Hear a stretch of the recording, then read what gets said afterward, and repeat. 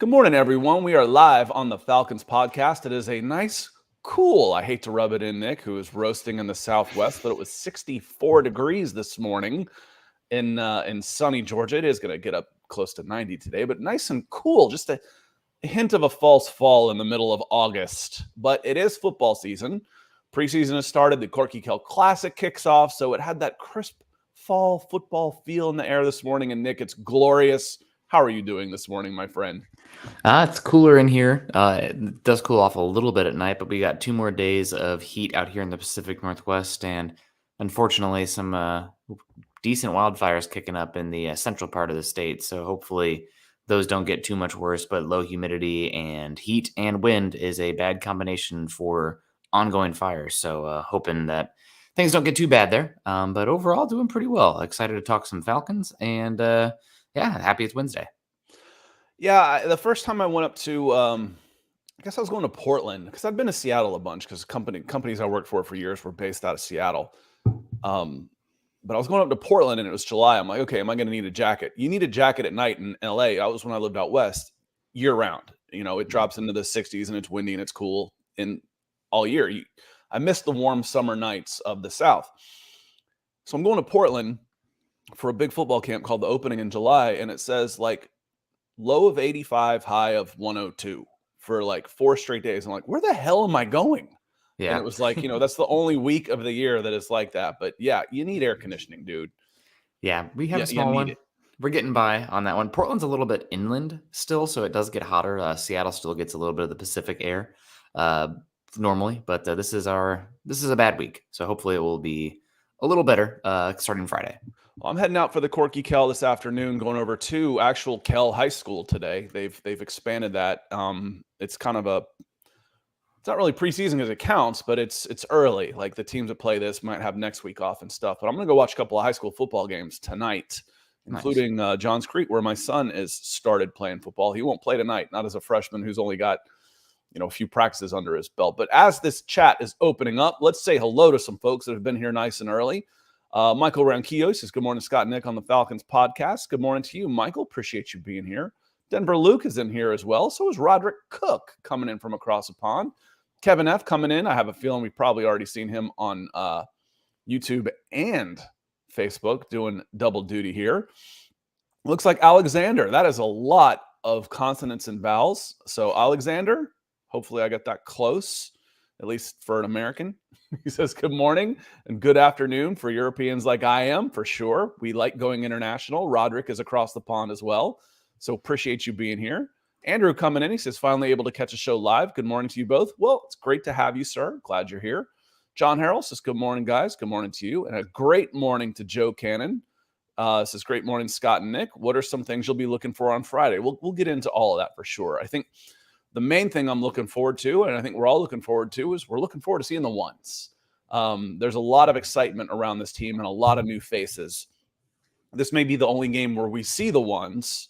I would expect them to ramp back out of the rotation for week 3. So this will be a fun one on Friday night. And there's cheap seats available up in the upper deck. If you want to go for under $10, you can get up there for under $10 into the seats. I expect a good crowd, better than what we saw in Miami. Kevin Fitzpatrick on Facebook, like I said, doing double duty. Let's go. Brandon is in. He's in here with us. I was just thinking of my friend Brandon Huffman this morning, actually. So let's go, Brandon. Michael, he's here to see Scott and Nick. Appreciate you being here. And Keith and Ellen Johnson. I'm not sure if it's Keith and Ellen, Keith or Ellen, or either. So say hello. So we're not stiffing you on that one. Brad Clark says, what a good day. Rise up. So it is starting to open up as well. It's Organic says, good morning. I've been trying to catch your show live. Well, thank you. We're glad you're here. Happy to be here. And you, as you weld on a Navy ship, well, thank you for your service. I hope that doesn't offend an actual serviceman when we salute, but here's a salute to you for everything that you do. Tony Wright coming in with some stars on Facebook. I changed this to this morning to the opener on Atlanta Falcons fans. It says, remember, stars are the number one way to support all Falcons and help us bring more and more Atlanta Falcons content. And Tony has heeded the call to action. And Tony, we thank you for it. It is the most direct way to support the show so we can keep doing things like this with super chats on YouTube and stars on Facebook. Chris Walker saying, good morning, everyone. Happy hump day. You know, with football today, it feels like the weekend to me. So Brandon Swank asks, who are your top 10 NFL teams? We might have to come back to that one, Nick. That one's going to be a little tough. Nick, I want to get to some news. First off, Ade Ogundeji, starter for the last 2 years for the Atlanta Falcons, out at edge, defensive line, outside linebacker, however you want to call it. I think, he plays more on the line of scrimmage as a defensive lineman than a true outside linebacker. Yeah. So I put in the headline, lose DL, and then referred to him as an edge rusher. It's also confusing. But he got hurt in practice on Monday, and it doesn't look like he's done for the year. They put him on injured reserve. He's done for the season. Nick, what does this do for the team? What's this mean for the Atlanta Falcons? I mean, Ogundeji for a little bit for us was we kind of, beat him down a little bit because he was not very good. Not his fault that he was starting and getting as many reps as he did. It was more about the issues and the lack of talent on that Falcons defensive line. But as a, fourth edge rusher or something like that, he'd have been fine out there. And losing him, I mean, I feel bad for the guy. I do think, though, that you have two recently invested draft picks that now have a better shot and probably would have ideally taken over roles as well for Ogundeji. Obviously not the exact same one for one, but you got to figure out what your rotation is out there. So somebody like Zach Harrison, who had an okay first preseason game, but used a pretty early third round pick on him. He has a better path to the field now, at least should. And you're hoping to maybe see some more. I know not a one for one here, but maybe this increases at least rep chances for somebody like a D'Angelo Malone, who we have not seen so much so far, third string on that first depth chart. But now that somebody else is out, you hope that your third round pick from 2 years ago has a better avenue to start and can, take advantage of the opportunity. Yeah, I agree. We've said, and it feels like you're kicking a man when he's down, but let's analyze what this means for the Atlanta Falcons. We've questioned if Ade was going to make this team as part of the 53. Could he be cut and be added to the practice squad? Would someone else pick him up? You're like, it ends up being one of those, and we'll talk about another one of these guys later, Nick, where, he started 27 games. He's a starter. Let's bring him in. Well, he was forced into being a starter because the Falcons roster was so bad that they couldn't afford to bring in a legitimate NFL defensive lineman / edge. And they were forced to throw some rookies out there. Jalen Mayfield was one of those guys. Sink or swim. He sunk. Taquan Graham was one of those guys. Sink or swim. He was sinking as a rookie. He was in over his head. Ade Ogundeji, 27 starts in 2 years, was poor. He was poor. Taquan Graham took that step up from his first year to his second year. Jalen Mayfield was hurt in his second year. And Ade still kind of floundered in his second year. Could he have taken another leap forward in his third?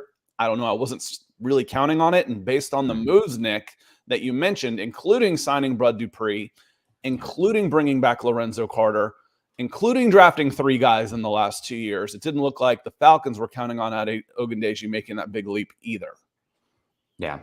I mean, you also have Kamoko Toure out there as well, former Rutgers player. I think he was like a third-round pick from the Colts. So you were not depending on Ogundeji. Obviously, it's still sad because it's an individual person who's getting injured. And, this maybe we've seen the last of him in a Falcons uniform, given the depth this team has poured into that edge spot and his struggles. But, yeah, he's out, and the Falcons have plenty of other options. I don't think you're going to miss him too much, if at all, but still a bummer for him. And now it's time for some young guys that were recently top 100 draft picks, specifically D'Angelo Malone and Zach Harrison, to step up and answer the call. And maybe it's a little early for them. I mean, D'Angelo Malone being a third-round pick and third on the depth chart is not what you want to see in his second season, but the opportunity's there. Now it's up to him to take advantage. And help me with this, Nick. As a former 5th-round pick, he was a 5th-round pick out of Notre Dame. Yeah. His contract wasn't guaranteed. So if I'm looking at Spot Rack right now, it said he signed a 4-year, $3.7 million contract with the Atlanta Falcons with a $240,000 signing bonus. $240,000 of that guaranteed. So his contract was not guaranteed if he didn't make this team, but as he has been put on injured reserve, it is now. It will be. So he gets his $500,000 this year, where there was no guarantee that he would have gotten that base salary this coming season if he was a cut. I mean, you want to be playing and everything, but I don't know. Financially, is this is this a blessing in disguise? I don't know if he makes enough money for it to be a true blessing in Yeah. disguise. I mean, I would take it without a doubt, but he's losing an opportunity to being a former mid day 3 pick, an opportunity to put a season together and then hopefully get a bigger contract next year. For those guys that aren't drafted in the top 100 or specifically, lottery picks, it's that second contract that really makes or breaks their wealth in this league. So either way, I feel bad for him. Falcons have a lot of other options. Like you mentioned, it's not even a guarantee he would have made the team. Now he does have that guaranteed contract for his third year, but just a bummer for him. And we'll see what happens with him going forward. He'll have a chance next year to compete, but this is kind of just how the league goes. If somebody comes in and steps up, he can be an afterthought and be out of a job and probably, fighting for a roster spot somewhere else next year. In a corresponding move, the Falcons immediately signed Damon Harris, defensive end, a veteran with a similar profile, 6'4", 272 pounds, big dude. He's bounced around a lot. He has been in a bunch of games for a bunch of teams. So he's played 14 games in a 7-year career. Had one start for Tampa, but he's played for Tampa. He's played for KC. He's played for Houston. And he's played for, I think, all of them more than once. So he's one of those guys, just, hey, a good depth piece. I don't expect him to make the 53 either, but he could be a guy that they put on a practice squad and move around to use as what they're looking for. Let me see here. I want to hit Jimmy Peoples as well, because Jimmy has heeded the call and come in with some stars. So thank you, Jimmy. We appreciate the support. Of course, that's it's a big help to us. Like I said, it keeps my forehead nice and shiny by keeping these lights on and nice and bright. He says, "Go Falcons." And then he also mentions we should have kept Caleb Huntley at least on the practice squad. Want to talk a little bit about procedural here, because this one I do actually get. There's so many different rules. It's not like MLS. I don't even bother trying to follow MLS soccer procedural rules. But Caleb Huntley I don't think they injured reserved him. They did cut him, but that's okay, Jimmy, because to make it to the practice squad, you have to cut him anyway. So when you get to, I think it's August 29th this year, you have to go from 90 men to 53 men. You have to cut all of them. You have to cut 37 guys. You have to cut 37 players. To sign, they have to pass through waivers, and then you sign 16 guys back to your practice squad. So them cutting him early doesn't negate the possibility of him coming back to the practice squad. There's no one on the practice squad right now. No one. You have to be cut first, exposed to the waiver wire system where someone else could pick you up. And him coming off an injury, that's a pretty low risk of happening. And then you can re-sign him. And I would love to see the Falcons bring back Caleb Huntley to the practice squad this year.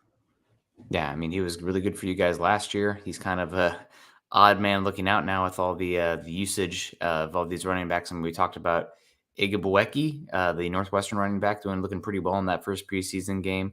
Maybe Huntley's somebody that I need to whisper in a Broncos ear to get some depth in that position as well. But I think the Falcons are doing okay at this spot. You can never, especially with the system, have enough healthy quality running backs, especially if they're cheap. But I don't know. I think right now he would be, unless an injury happens, I don't know how much room there would be for him all the way down the depth chart for the Falcons. Yeah, even on the practice squad. Igwebuike is how you say his name, and he looked really good.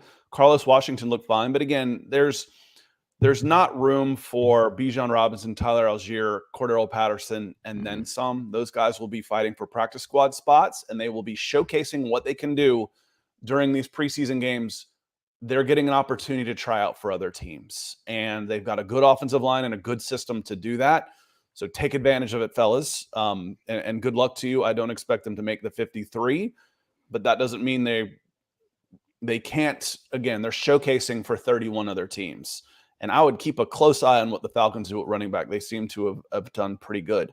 Rusty says, I'm glad to see Felipe Franks and Frank Darby get cut if those two are taking up roster spots. You don't have much talent on your team. Felipe, again, it was an experiment probably worth doing the last 2 years. Can you turn him into something? He's a big, long, lean athlete. What can he do? Can he help on special teams? Can he help on as a tight end? And the answer to that over the last, and be an emergency quarterback since you couldn't take one. The answer to that the last years has been not much. Can he help? Not really. And to see him get cut. Frank Darby was cut last year. Again, I mentioned part of the 90 down to, it's just one cut this year. Last year it was like 90 to 88 to 85 or 90 to 85, whatever. They did multiple cuts. He was cut and re-signed to the practice squad and then flexed a couple of times, but he was a practice squad guy who was cut. I still expect Frank Darby to be in a Falcons uniform before it's all said and done as a member of the practice squad. He was a bubble guy for the 53, picked up a little bit of an injury, and Arthur Smith has talked about how we have to really be diligent to making sure we've got our 90 out here. And if guys can't go, we have some decisions to make, because if Frank Darby can't go, it might mean less reps for the quarterback. It might mean less reps for an offensive lineman or you're overworking somebody else because they've got 4 practice fields out there. They're running multiple shifts at a time. You've got 1s and 2s and 2s on 3s, et cetera, et cetera. That the 90 men out there lets them get as Arthur Smith has put it succinctly and intelligently and very clearly, it helps them get better evaluations and monitor the health of everybody out there when you're allowed to have 90 throughout the whole of camp. So I think we'll see Frank Darby back on the 90. I think he'll get cut again. And then I think he'll be a member of the practice squad. That's my prediction. Yeah, definitely possible. You got guys that can come back, and I thought he did well enough overall. I mean, you still have enough questions at the depth of the wide receiver position. But, I mean, you had some guys show out as well on this previous game. So it will be interesting to follow to see who was it that had the really good game that impressed me on this team? Slade Bolden, maybe it was. I can't remember who had the big Xavier 20. Malone keeps doing well. Malone. I think it was Malone. That's it. Xavier Malone, every time you watch up, it's Xavier Malone is out there making plays. Yep. So we have questions about the depth of the wide receiver position, but there's always a few guys that can step up and do some stuff like that. So Xavier Malone, I'm excited to see what he can do in this next upcoming game against the Bengals, who have pretty darn good depth in that secondary. That's a pretty underrated defense overall. I don't know if you caught our guy, my guy, Dax Hill against the Packers. He was playing deep center field, cover 1 safety, and he made a play all the way on the sideline, 40 yards down the field. That was very few safeties could make that play. I didn't get to watch much of the Bengals yet. Looking forward to seeing them, and don't know what they're going to do with their as far as their rotation goes. Mm-hmm. I know obviously Burrow was injured in the preseason OTAs or whatever coming in through, so I would expect I'd mothball him till week 1, honestly. Yeah. Albert Knopperstein, good morning, Scott and Nick, and all football fans. Good morning to you, Albert. Terry is in the house. Says, what it do, gang? It do, for sure. Raymond Collins says, good morning. Good morning. D. Sloan is also here. He says, what's going on, fellas? Who do y'all see being an impact in this week's preseason matchup? Now, do you remember Kyle Pitts' rookie season? They threw one pass to him, and that was it. Mm-hmm. How about Bijan Robinson? Are we going to see more of him than that? Maybe. I bet he gets 4 or 5 touches, Nick. Honestly, I want to see him more so in pass protection and what it would look like in the pickups and whatnot versus the running the ball. Maybe it's nice to see him, get hit a couple times, maybe get out there the first drive. But I would protect him. Running backs are the easiest translatable position. I don't think it's going to matter so much for him to get reps out there, fuel his way between the offensive line. I don't think it's that complicated in that situation. So I'd rather protect him. That said, you do have a lot of depth at the running back position. So if you wanted to be a little bit more aggressive, you could. But losing Bijan would be devastating, I think, overall, especially the hand-wringing and whatnot about drafting running back that high. And speaking of which, Bijan Robinson, too humble and nice to actually correct people, has just rolled with people mispronouncing his name. But if you want to keep mama happy, you're going to say it right. Listen to this. I'm pronouncing your name wrong. No. Okay. See, a lot of people ask me. I want to get it right. Okay. I guess my name, how you pronounce my name is Bijan. Okay. Like, that's how you say my name. But I say Bijan. Okay. And I don't know why I say that. Like, all my life I said that, and my mom's like, "Why do you say your name like that?" Like, and I mean, that's just how everybody says it, but I don't. It doesn't really like affect me on how it's said. So if you guys want to say Bijan, like, go ahead. But if you guys want to say Bijan, I mean, I'm cool with that too. But are we going to hear from your mom if we say Bijan? You might. She. I love that. He does everything with that big smile. He says, "You might hear from." I don't want to hear from Mom. No. So on this show, it's Bijan Robinson. I'm going to get it wrong at some point, guys, without a doubt. I've said it so many times incorrectly, so give me a little slack, but I will do my best to get it correct. Cottonmouth ATL. So what's up, fellas? Good to see you too. Keith Brubman coming in with some stars as well. Some stars to keep that shiny forehead and backcountry hikers on my screen. Yeah, you love to see it. Thank you for the support, Keith, coming in like that. Wanted to hit a couple of Ryan says you're looking at the next great NFL star and Madden cover player. That wouldn't surprise me a bit.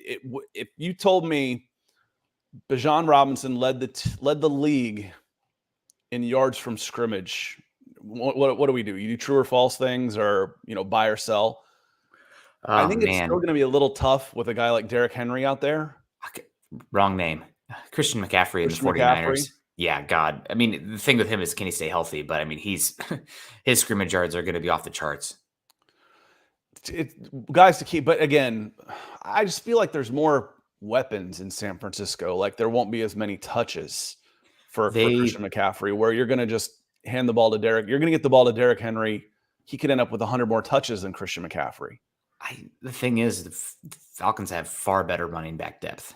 Far better. And Kyle Shanahan, when Christian McCaffrey was there last year, they spammed the living heck out of him. I mean, he was having unbelievable amount of touches a game. Can he stay healthy? I mean, that's the big question here. For the 49ers. You better be a little bit more careful with him. Yeah. But either way, this is, I completely agree. This is a player the NFL you want to put a camera on this guy. You want to put a microphone in front of him.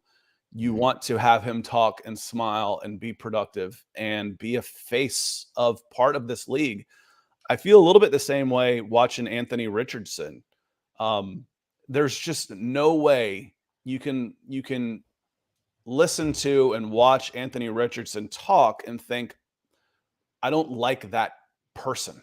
I mean, he's humble. He gives everything to his teammates. He takes accountability, says all the right things. He's funny. He's personable. There's a couple of just guys coming into this league. Bryce Young is one of those guys that are entering this league that I can see really being the next generation of faces for this league.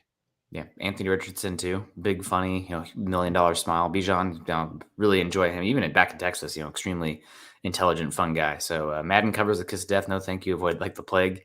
I'm not a big believer in superstition, so I think I am.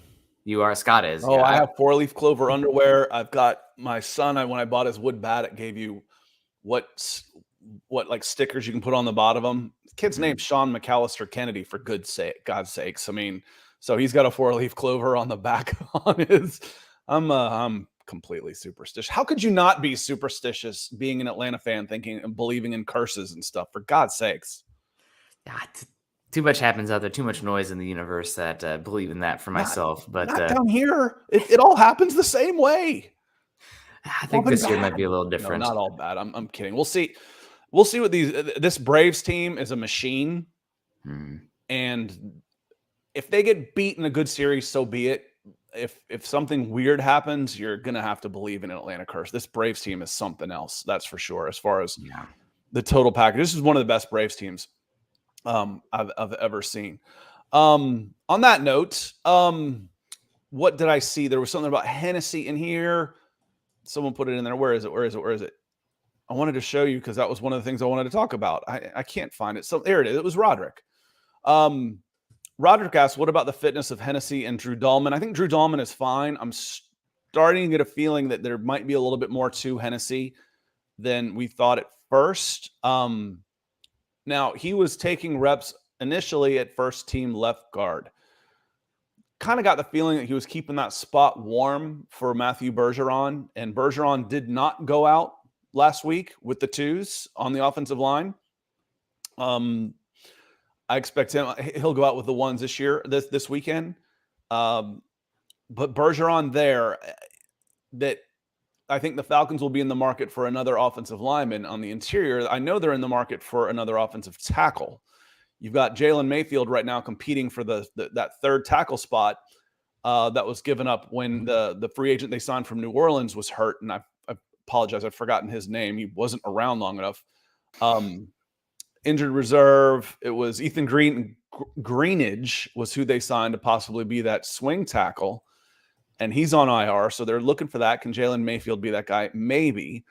But one of the names that has come up if Hennessy can't go, Nick, is Dalton Risner. What say you on the former Denver Broncos free agent and his possibilities of being an Atlanta Falcon? Finesse blocker, definitely has some issues digging guys out in power, but his technique and pass protection, I thought as always, especially his hands, has always been pretty solid out there. And I know that he didn't have the best time out there in Denver, especially last season. Some issues on the field, also the issue on the sideline in that Christmas Day game against the Rams with Brett Rippon, but I think, at this point, I'm still pretty shocked that he's not signed because he does have starting experience. I think he has versatility to play multiple spots if you need to as well. And again, his pass protection has been okay, and that's something where you want to protect the quarterback. If he's a backup guy in there, at least your quarterback's probably not going to get killed due to his issues. So not a great offensive lineman, but if you're talking about this far or this close into the regular season, if he comes in for extremely not a big contract, a 1-year kind of deal, I wouldn't be personally against it. I think he'd be okay, especially in a backup, reserve kind of role. I just put a link in the chat. I wrote that up in March about when he was being linked with the Atlanta Falcons as one of the best fits, and 3 years, $21 million would be, and this was before the draft. So this is what the Falcons were, it makes sense. They have a hole in the left guard. I basically wrote that in March, no effing way. Mm-hmm. No way for that type of money. And then we went on and talked about it that week because at the very bottom, it links to us talking about the offensive lineman, and that it looks to me like they want to take their offensive lineman in the draft. And we talked about that possibility even being as high as first round. Yeah. Dalton Risner, I'll put it in just succinctly at the very bottom of that link I just put in there. Now I can't find it here. In that link I just put in there, I summed it up basically by saying the Falcons would do well to steer clear of Risner for anything more than the Colby Gossett money they spent last season, $965,000 as a reserve. Risner won't sign for that, and that should be just fine for the Falcons. Now, $1 million, $1.5 million for a number 3 guard for Risner. Okay, that's right. Yep. He's got a much, much bigger ego than that. Otherwise, he'd be signed by now. Talking about, I'm surprised I haven't gotten my contract extension from the Denver Broncos yet. The Denver Broncos were a hot mess last year. Mm-hmm. And they're in the middle of a losing streak, and this guy's talking about, where's my contract extension? Dude, you have stunk for the 2 years that I've watched you, and you're talking about you're upset you haven't gotten an extension. One of the reasons he hasn't signed is because he has completely overvalued his worth on the open market. I said $2 million at most, which is average starting guard money, which is at best what he is. For this team, for this Atlanta Falcons team, half that, and as a reserve. Anything more than that, forget it. And the people that keep talking Dalton Risner, I got news for you. They don't watch Dalton Risner. We did. We do Broncos shows. I watched every single Broncos game the last 2 years. You will not find anybody that has watched the Denver Broncos the last 2 years go out and say that Dalton Risner is the guy that's going to help fix this team. No one. Yeah, and not to be, we're bringing it full circle here, back to the beginning of the show, but talking about, former draft picks not stepping up, and you mentioned this name, but I thought that Jalen Mayfield looked okay in the preseason game. And, he's third year. He's still extremely young. You already have him under contract. they're going to give him an opportunity here. If he continues to look like that, we'll see what it looks like as far as the pass protection goes. But some of those run blocking reps looked like a guy that you drafted in the, second round, from third round to second round, day 2, definitely day 2. 3. He went top of the third round, I believe. So definitely a guy like that. So, because I think he was round 3 because you took Richie Grant round 2 after trading with the Broncos in that draft. But yeah, I think that maybe Mayfield still has something there. I mean, he's still a young player.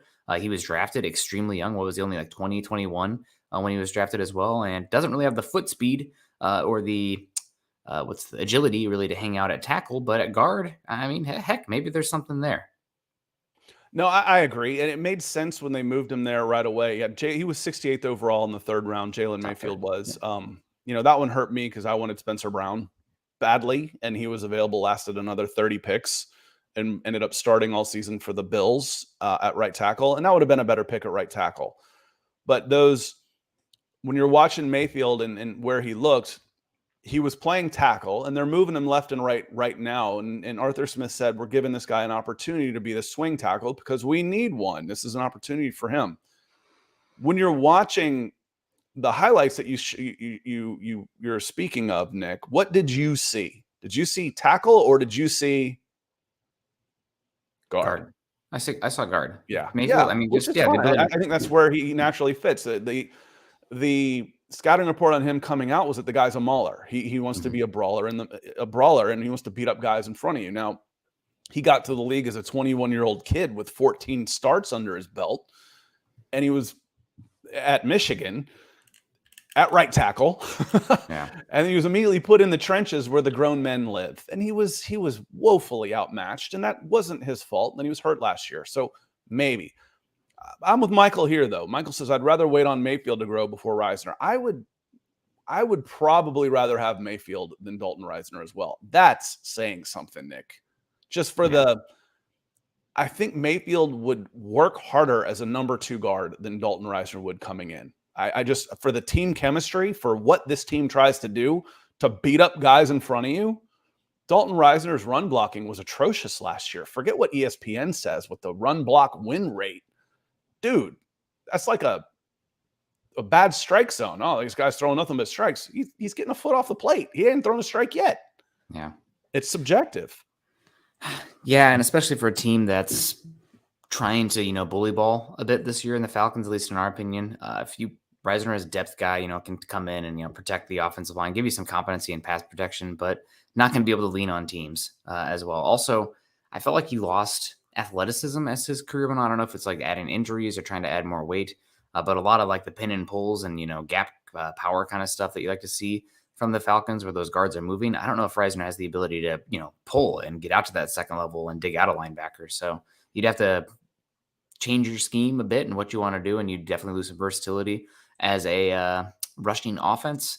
But again, if you're talking 1 million, 1.5 million, 1 year, second string, third string, versatile interior offensive lineman, that you can do a lot worse considering what the depth is of offensive line across the league. Because I mean, go ahead. Again, I say this all the time. If I'm playing Madden, I think that's okay. Mm-hmm.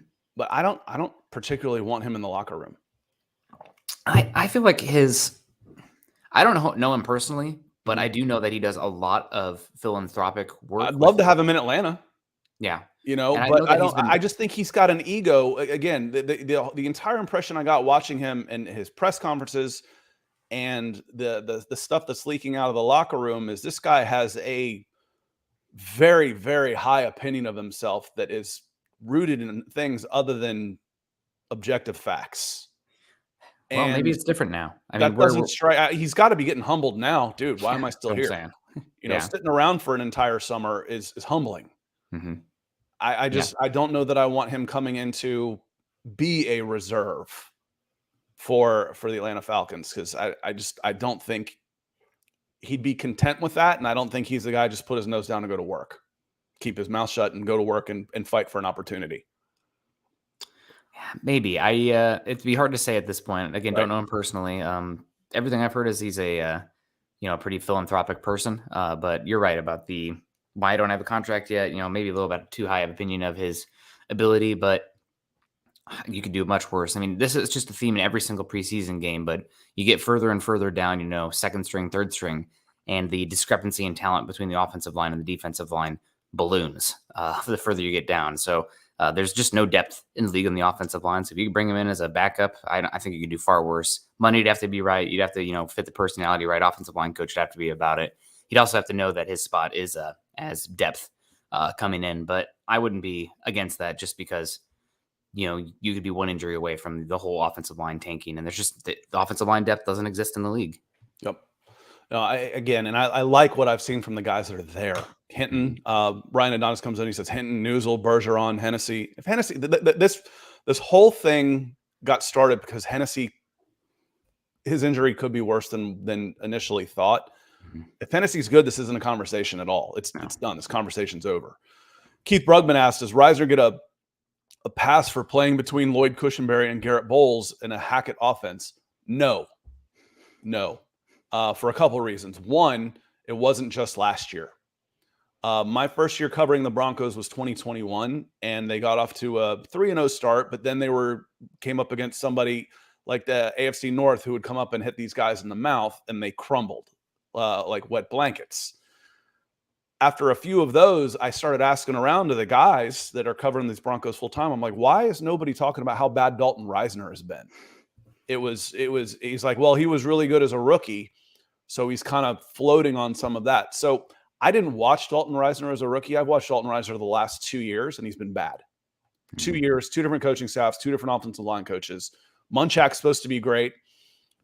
Point 2, Chris Lindstrom played between Matt Hennessy and a rookie and Caleb McGarry. Caleb McGarry was great last year. Before that, he has not been. And Chris Lindstrom is still a badass. And he's been a badass since he put on a Falcons uniform. So if you're getting beat backwards by the guy in front of you, who's beside you doesn't matter. And that's where I saw the problem with Dalton Reisner, was he was just getting bullied in the trenches. That's the problem for me. Yeah. So we'll see what happens with him. But my thought would be to give, Mayfield a chance this year going forward. And if he, now that there's opportunity for him, if he struggles, then you can make that call. There's also going to be other interior offensive linemen depth available as teams cut down from 90 to 53. So we'll see what happens. And we got Michael coming in here over on YouTube, says, don't forget about Vrabel. He had a lot of snaps against the Dolphins, only 2 bad plays. Yeah, he's definitely could factor in as well. I got to be honest, I didn't focus on him too much, but that would be an option if he continues to step it up and the coaches like him. Well, and Justin Schaefer, he was a late round draft pick last year, and I don't remember much of him. That makes me wonder, did he play, or why did I not notice him? But I saw Hinton out there doing some good things. I called him out on a second level block on that touchdown run. I'm like, that was a phenomenal block. It may have been Newsel coming in at center on that play. I don't remember for sure, but the offensive line looks to be in good shape. Anyway, we've spent way too much time on Dalton Reisner. This was more of a segment for the rest of the NFL as well. Don't sign this guy thinking that you just solved a problem if you've got one at left guard. There's a reason why he's still available, because he has not been good. That's why, despite what you may read from people who don't watch the Denver Broncos doing a national thing and look, oh, the top guy's still available. Well, this guy was on the list 6 months ago. He's still available. Yeah, you can do better. At this point, wait until August 30th, and there's going to be 1,200 players available. See who you can find then. Don't go at that point. Desmond Ridder will be making first appearance preseason. Drake London has looked just fantastic at camp. I mean, just fantastic at camp. Tyler Algier, we mentioned Bijan Robinson. How about Tyler Algier? I am excited to see Matthew Bergeron at left guard. I'm excited to see these number 1s go out there because we saw the number 2s look good. When I came out of there, Nick, I've told you all this before. When I came out of camp, security guard asked me, he said, how'd they look? I said, the 2s look like the previous year's 1s. The 1s are they're legit. This offense is legit, and I'm looking forward to seeing some of these new faces on defense, Nick. Yeah, I am excited to see this team overall run it. And what I'm looking for Desmond Ridder, just go out there and execute the offense. I'm not looking for any splash plays. I'm not looking for any highlight reel throws.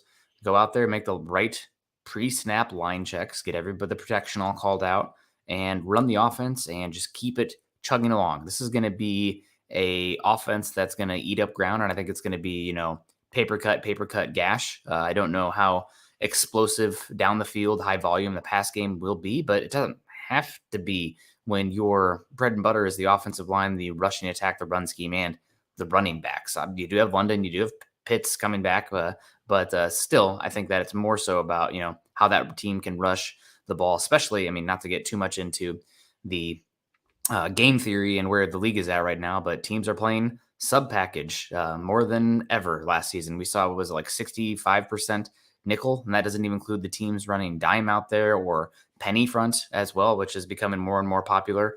So the Falcons being a team that can run the ball against any front, especially teams that are playing lighter boxes, is a good way to go. So Ridder, go out there, protect the football, string together some first downs, don't make bad reads, just keep everything on schedule. If he can do that, maybe flash the legs a few times, picking up yards when it's in front of him, that would be great. But I'm not asking for greatness. I'm just asking for keeping everybody on track and running the offense. Yeah, game manager gets a bad rap. It doesn't need to. Not with this team. Nope. Manage the game. Logan Woodside did a great job of managing this game. The rest of the team should be good enough that that's all you need to win ball games. Now, will you be asked to step up and make some plays? Sure. Desmond Ridder's got the talent to do that. It's organic, says Jonnu Smith will be the X factor in this offense. I think your X factor has been on the roster for a couple of years now. Cordero. It's Cordero Patterson. How do you use him? How do you get the ball? Be creative. Cordero Patterson, for me, an X factor is a variable I can put anywhere in the equation, and it makes a multiple out there. To me, that's Cordero Patterson. Cordero Patterson is this team's X factor. You don't know where he's going to pop up, how they're going to use him, but when you get him the ball, he's pretty exciting. I don't expect him to have as many touches. I expect his touches to be more quality touches. So he could end up with 75% of the touches and 110% of the yards that he had the last couple of seasons. So I'm really looking forward to it. But Jonnu Smith could be a weapon. Does Michael Pruitt even make the team?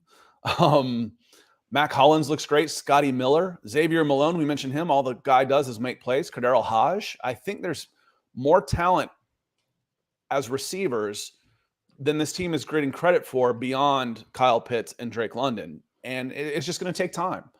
Now is the time where Desmond Ridder can finally start getting judged on what he does on the field. Because before he's been being judged on where he was drafted, and it's not fair. It's not fair. I think my X factor would probably be, I see Ryan Adonis bring it up, Mac Hollins has been having a good camp and somebody who can, be physical down the field. I thought he was pretty good in that Raiders offense last season as well. The fact that he's going to be, fourth in the pecking order, I think he can be somebody who low volume, but efficient per touch, and somebody who can get some stuff, make some plays down the field, which if teams are starting to creep up or really buy into that play action, somebody like Hollins can really take advantage of the space. So on that note, we're going to get out here shortly. So if you've got any burning topics or desires you want to get in before we leave, I guess I just kind of want to close, Nick, by saying what I am looking forward to is that we've seen competency from this team. They're low penalized. They were one of the least penalized teams in the league last year. We take it for granted because it's one of those things. Oh, you can't prove a negative. You take it for granted when you don't see it, and you shouldn't. They run it very clean. The culture of this team is toughness, and it's been built the last 2 years.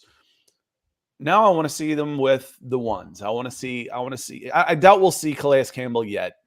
I want to see Bud Dupree. I want to see Caden Ellis. I want to see Jesse Bates in his new number 3 jersey. I'm looking forward to seeing all these new names and faces. And frankly, this should be, and I think I speak for the Falcons fans in this room. Tell me if I'm wrong. When's the last time you were this excited for week 1 of the Atlanta Falcons? It's been a while. It's been a while. Vic might have been the quarterback. It's been a bit, yeah, for sure. This has been a kind of a downtrodden team for a bit. The AFC South has had turns with, Cam Newton, Tom Brady, Drew Brees out there, but NFC South is down right now, and the Falcons seem to be ascending at the right time to take advantage of that. Now, can they take a step beyond that? They're a few steps away from being, legit contenders, but NFC South contenders, they're there. I think they're second in the betting odds, but I'm taking them over any of the teams in the South right now. Keith says, Nick and Scott, is there anything you're looking for in the game that would solidify an improvement from last year? Not on offense. I expect it to be pretty vanilla. And knowing that it is going to be vanilla, I want to see some wins in one-on-one situations from the pass rush. I'd like to see D'Angelo Malone. I want to see Arnold Ebiketie. I want to see Bud Dupree. I want to see Caden Ellis come in and make some plays. I want to see steady play from Troy Anderson because I know he can make flash plays. Yeah. So for me, Keith, it's really the defense. I want to see the defense playing with more talent, I guess is the best way to put it, to win their one-on-ones and not have to scheme to survive like they've had the last couple of years. Yeah. Yeah, I mean, still some scheme to survive, but you got to trust Arthur Smith for that as well. And defense should be better as well. I mean, this is just going to be a good team this year. And Cottonmouth ATL says how many sacks and pressures we get this year. I don't have an exact number because I have to see what the baseline is, but I think the Falcons will probably be somewhere in middle of the pack, maybe slightly less than that, but that is leaps and bounds better than they've been the last 2 seasons where they've been dreadful in terms of pass rush. So I expect them to be much better this year, probably closer to the middle of the pack, anywhere from 12 to 18 range. All right. Again, it's been so bad. Yeah. That to go, let's just say 12. 1, 2, 3, 4, 5, 6, 7, 8, 9, 10, 11, 12. The Washington Commanders were 12th in sacks with 43. And that 12 to 18 range is 39 to 43 sacks. So it's you're solid in there with your number. Yeah. The Falcons would have to double to get to 42 from last year. I want to say they had 21 sacks last year. They had 68 sacks the last 3 years combined. The Eagles had 70 last season. It's unbelievable. I mean, it really is truly mind-boggling when you start saying these numbers out loud. You're like, what? That sounds unbelievable. It is. That's how bad it's been. 40 sacks to move up to mid-pack, to move up to 15th, would double the amount of sacks that you had last year. Yeah. How much better would this team be if you doubled the number of sacks just to get up to average? A lot better. Close out some games better. I mean, that should be a significant difference out there. And I think the offense, again, will be more competent this year, leading to better opportunities to close out games. Teams do what they can to limit pass rush and sacks and whatnot. But when you're down in the third quarter by 10 to 20 and you need to be getting a little bit more aggressive, that's when those opportunities come to really get back there and pad those stats. So I think it's going to be multiple factors why the pressure rates and sacks go up for this Falcons team this year. They would have had to get, I mean, I want to be conservative and say like 35 because that would be almost double. That would be like a 66% increase in sacks just to get to 35. And that would put them at 26th last year, 26th in the league if you almost doubled. It's staggering how bad the pass rush has been. Staggering. Michael says 50 plus, about 3 a game. I mean, that would be truly remarkable. I would be, if you offered me 40 right now, Nick, I would snatch your hand off. I'd take it. The Falcons are going to finish with 40 sacks. Done. I'll take it. Double. Yeah. 40 sacks. Yes, please. I'll take it just to get up to average. We've said this was the number 15 scoring offense in the league last year. That surprised me when I saw it too. A field goal puts them in the top 10. This has all the makings of what can be a top 10 offense. If you can get your abominably bad pass rush up to league average, it's not just a playoff team, Nick. It's a contender in the NFC. If you have a top 10 team with an average defense, an average defense who's putting pressure on the quarterback, you can actually make some noise, especially with this brand of football, which plays well in the playoffs. Yeah. I mean, if Falcons are running the football and Bijan's, gashing teams and you got a plethora of running backs and Ritter is protecting the football, I mean, that travels well in cold weather. Now, granted, you play in a dome in the South. So, but, you head up to, let's say, I don't know, Green Bay for a game in the playoffs. That frigid air, maybe we'll see how the Falcons players are used to that type of cold and whatnot, but that style should translate to that. And also it makes you a very good run game. Passing games specifically, week to week can be a little bit more volatile and fluctuate. Run games, offensive line domination, it's pretty dependable week to week, as long as you're not just being simply out-talented, which will be a pretty rare occurrence, probably specifically in the run game for this Falcons team this year. I always think of it like the NCAA tournament, which is also a one and done. And the game has changed so much, it's not really like that anymore. But where everybody is a three-point shooting team. But if you were a three-point shooting team, I didn't like your chances because it took one off game to get beat. Yeah. If you've got a dominant post presence, those are reliable points. When I'd watch Duke, I'm like, Duke, when they had their three-point teams, I'm like, they're in trouble. When they have Elton Brand, down there where they can dump it down into and go low, I like their chances. Then Kentucky comes out and blows all that up. Anyway, I haven't watched basketball in a long time. The point is, the passing game fluctuates a lot more wildly week to week than being dominant in the trenches. And you've got to be a little steadier to make a run in a single elimination tournament. I guess my first impression of this was 85, the Miami Dolphins and the flurry, Dan Marino, the Mark Duper, Mark Clayton. They ran into a defense and guys that could move the ball on the ground and short yards passing and steady, and they got blown out by the 49ers. Anyway, getting off track here a little bit. That's probably a good time to get going. Nick and I will be back on Mile High Huddle tomorrow to talk some Broncos, and we will be back Friday to talk some NFL. We're going to bring back Coast to Coast football to talk at least 30 minutes at 9 a.m. on Friday morning or 9:30. I'll talk to Nick about that. But hit that like and subscribe button so you know when to follow us. You can follow me on the X at Scout Kennedy and Nick at Nick Kendall MHH. Give us a like on a rating on the Falcons podcast on Apple iTunes or wherever you happen to get your podcasts. It certainly helps out. Want to say thank you very much to Tony Wright, Jimmy Peoples, and Keith Brugman for coming in with some stars on Facebook. The best way to support the show is super chats and the stars. But if you can't do that, we appreciate you giving us a like. If you're watching this after fact, leave us a comment. I'll come in and try and clarify something I said or back up a take that I didn't quite say clearly the first time. Nick, any final thoughts before we get out of here? Curious to see how this Falcons team matches up against the Bengals. Curious to see how much the Bengals actually play their offensive starters, because that I think that'd be a big testament to where this defense is at, even if it would be a small sample size. And hoping for no injuries, as always. The biggest thing you can take away from preseason, your health. So hopefully they can sustain no serious injuries, and we'll see what happens. And praying for it to start to get cooler, because it's starting to heat up in the room that I'm in right now without the fan going. I'm starting to sweat. That's how I was gonna sign off. Is stay cool. So, yeah, everybody, the summer is coming to an end, even though you might not feel it. It's still mid-August, but football is here. Looking forward to watching the Falcons. Looking forward to watching some high school tonight. The Falcons on Friday night. We will be back on Friday if you want to come join us to talk some NFL storylines. And then Monday, as usual. Appreciate everybody being here. Hope y'all had a good hour with us. We'll see y'all next time.